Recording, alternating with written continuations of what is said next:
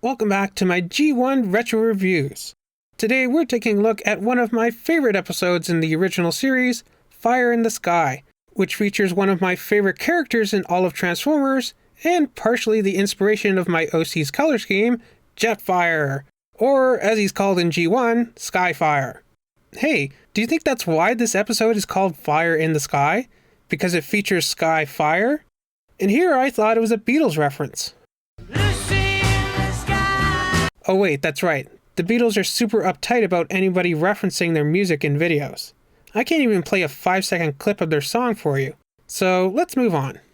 In this episode, the Decepticons have some fantastical way of siphoning energy from the Earth's core through this giant piece of kryptonite. But while digging through the ice, they find a giant robot buried there who just happens to be Starscream's old BFF. As we begin this episode, Spike and the Autobots are playing in the snow. Wow, that's the biggest snowman I ever saw. Not snowman, Spike. Snowbot. How did Jazz get all that snow on him? Also, I wonder, being covered in snow like that, isn't Jazz's upholstery going to be soaking wet now? So Spike and the Autobots are having fun throwing snowballs at each other. That is, until Bumblebee decides to throw a huge snowball right at Spike's head. I'll splat on you! And sadly, that was the end of Spike Witwicky. R.I.P. Spike. No, but seriously, this is a cartoon, so instead of removing his head from his shoulders, Spike simply goes tumbling down the hill and turns into a big snowball which somehow engulfs the other Autobots without them crushing Spike's tiny squishy human body. Spike then exposits how this episode does not actually take place during winter like you might have thought. I can't believe I'm in a snowball fight in July in the middle of the desert. It's amazing. And so we see that weather all around the globe has gotten cooler, all thanks to the Decepticons stealing energy from the Earth's core. Tunnel blasting completed. Laying the new pipe. Hey, you said it, Skywarp, not me. So after Rumble triggers an avalanche in a tunnel that they're digging, which, is that even possible? They find Jetfire, or Skyfire, buried in the ice. I love Megatron's little grin here. He looks like a kid on Christmas. Also, when they discover Skyfire, there's this piece sticking out of the ice. But what part of Skyfire is this? If you ask me, it looks more like Laserbeak's beak. Autobots, transform and roll out! This has got to be the most awkward rollout sequence I've ever seen. Prime's trailer races to catch up with him, Jazz tumbles around, and Ironhide and Hound are just slow. Also, when did Spike and Sparkplug climb into Optimus's cab? We just saw him transform and roll out. He didn't seem to stop for them. Did he already have them inside him? Can Optimus transform with people inside him like the Rescue Bots? Also, where did Sparkplug even come from? He wasn't in any previous scenes.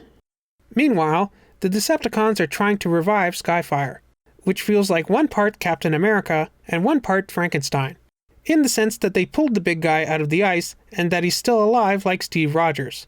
But they're also using electricity to revive him like Frankenstein's monster. I wonder if that's what the writer drew inspiration from for this scene. Starscream then explains how he and Skyfire used to be best friends and explorers once, which is probably the most backstory we ever get out of Starscream in all of G1. But it is something that would be referenced again in other media like War for Cybertron. Well, yes, that War for Cybertron, kind of, but I was thinking more of the video game. Skyfire finally awakens, and for a brief moment, he has a Decepticon symbol on his chest before he's actually been given one. And it's a red Decepticon symbol like shattered glass. Only the evil Autobots need fear me. Actually, several times throughout this episode, Skyfire's Decepticon symbol is red instead of purple. I dare say it's red more often than it is the correct color, which is kind of appropriate because Skyfire does start off a Decepticon, but he's really a good guy and ends up joining the Autobots by the end of the episode. Strange voices must be coming from Earth creatures. We try to communicate with them. So Skyfire saves Spike and Sparkplug from the icy water and takes them to Megatron. I'll prove we are not evil. I'll take you to Megatron, my leader. He'll show you that you have nothing to fear. I like how Starscream uses his null rays to melt the ice into bars to cage the humans. Very inventive. I also love how big and cute Skyfire looks, the way he's so huge that all you can see of him in the icy opening is his head and hands. There are hundreds of tunnels down here. Please help! Spike and spark plug. Cliff jumper, be cautious. Wait, where did Optimus's trailer go? Also, I think it's pretty rare that you actually see Optimus in the G1 cartoon in his truck mode without his trailer. Apparently the Autobots aren't as stealthy as they thought, as they're easily surrounded by the Decepticons. So after Skyfire refuses to execute the Autobots, Starscream blasts him.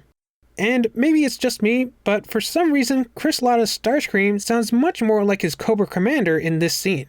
They have done no wrong. But you have, traitor! I shall enjoy this! How dare he do that? Get him off the screen! What's so funny?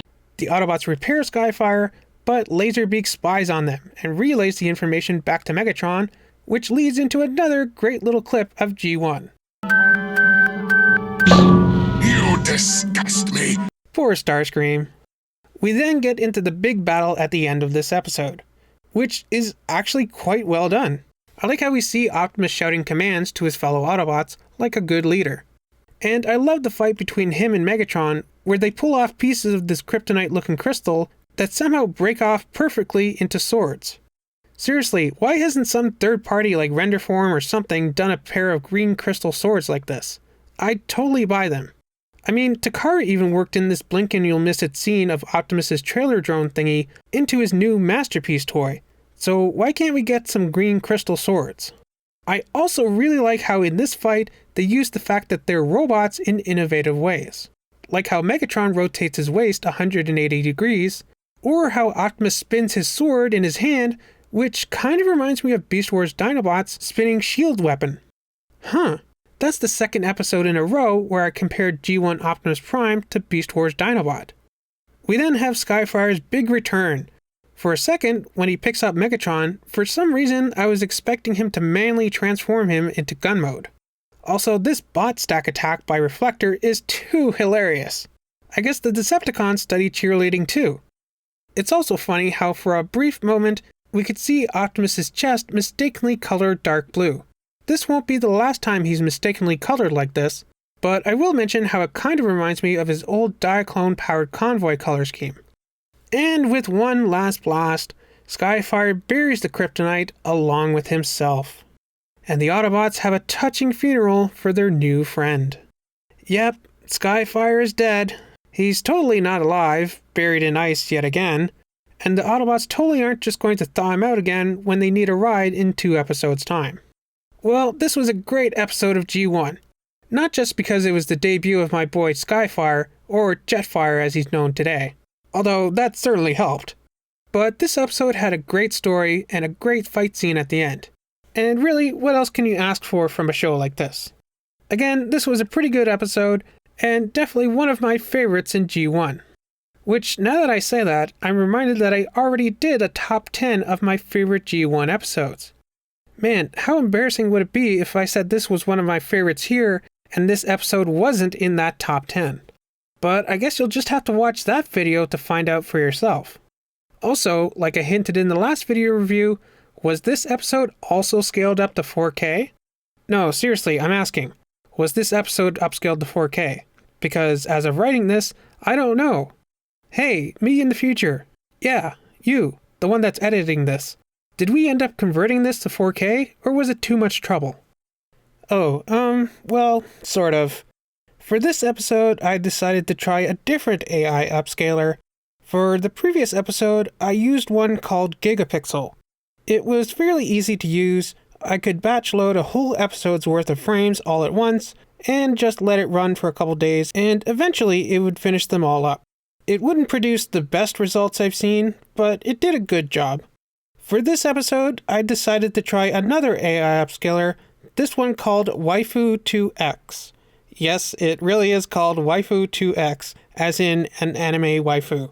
It's supposed to be more tuned for upscaling anime, so I thought it would be better suited for upscaling this show than Gigapixel was, as that one is more meant for real-life imagery. And let me tell you, that was a big mistake. Kind of. You see, for some reason, when I tried to load up a whole episode's worth of images into Waifu 2X, the program would just crash. I guess it's not as powerful as Gigapixel, so instead I could only load up 2,000 images at a time into Waifu 2X without it breaking. Meaning that I could only convert about a minute worth of footage each time, and each time would take about 2.5 hours or more to convert. So I had to keep checking in on it every few hours, load up the next batch, run it, load it again, run it again. It was a huge hassle. Obviously, Waifu 2X is made more for individual images, not entire sequences. Also, I didn't upscale it to 4K, because who knows how long that would have taken. So this is only upscaled to HD. And to do this whole episode took me almost a whole week. So I'm guessing to upscale it to 4K would have taken almost a whole month. But yeah, that means that me actually editing this review was really down to the wire. So I definitely wouldn't use Waifu 2X again unless I had a more powerful computer that can load more images and upscale them faster. Waifu 2X didn't even do a great job. I mean, we didn't get the same weird artifacting that we did in the previous Gigapixel episode, but Waifu 2X did have this weird habit of making straight lines into wiggly lines sometimes. Again, I guess because it's meant more for anime, maybe it's used to lots of curves. But yeah, I think I'll cool it with the AI upscaling for now. It doesn't really seem to be worth it. Maybe if I find an AI that works well with old cartoons, I'll give it another try in the future. But anyways, that's enough of that. The old me didn't even bother doing an outro for this video, so I guess I'll have to do it. As always, let me know down in the comments what you thought of this episode of the original Transformers series, Fire in the Sky, which featured the debut of my boy, Jetfire/Skyfire. Remember to like, subscribe, ring the bell, and all that other fun stuff.